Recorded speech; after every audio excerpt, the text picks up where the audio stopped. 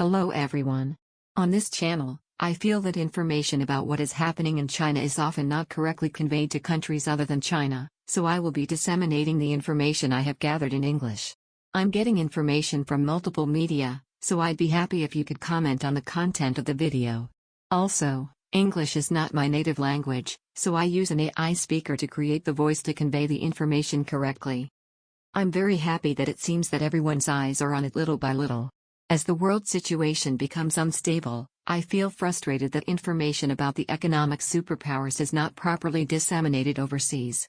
Not all of my information is correct, but I'm happy to hear that there is such information. I will explain the incident in which there was a terrorist attack targeting China in Pakistan.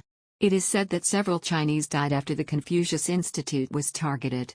Pakistan has a close relationship with China. It is a country that actively participates in the one-to-one road policy. First, let me explain the relationship between Pakistan and the Chinese Communist Party.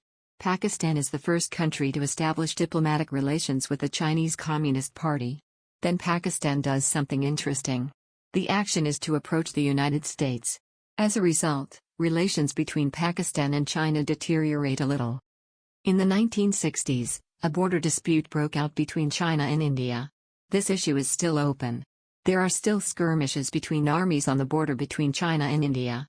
When this international problem occurred, the United States supported India, but Pakistan was in a conflicting relationship with India, so it could not follow the United States and was in a position to support China. No wonder India was the biggest threat to Pakistan. As a result, Pakistan is rapidly approaching the Chinese Communist Party. In 1965 there was a war between India and Pakistan. At that time, China supported Pakistan.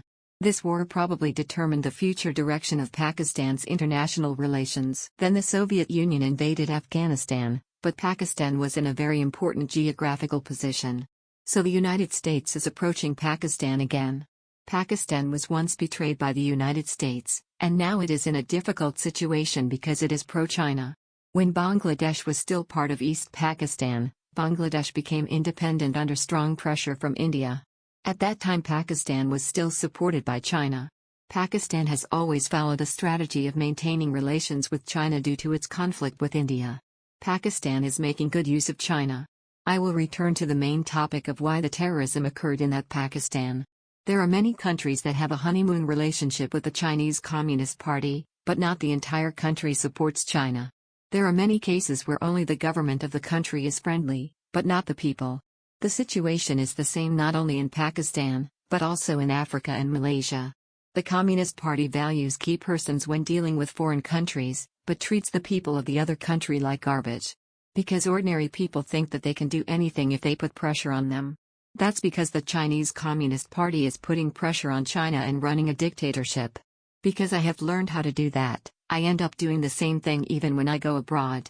The example of ordinary people having bad feelings toward the Chinese Communist Party is the same in both Malaysia and Africa.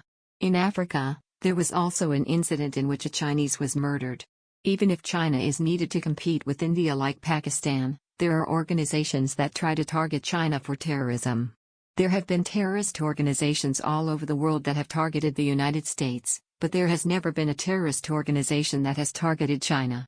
If China expands its diplomacy and conducts activities that prioritize its own interests, there is a possibility that terrorist organizations and terrorist activities will become active. I have no intention of endorsing terrorism. However, we must not turn a blind eye to the fact that there are countries that are forced to commit terrorism. That's all for now. See you next time.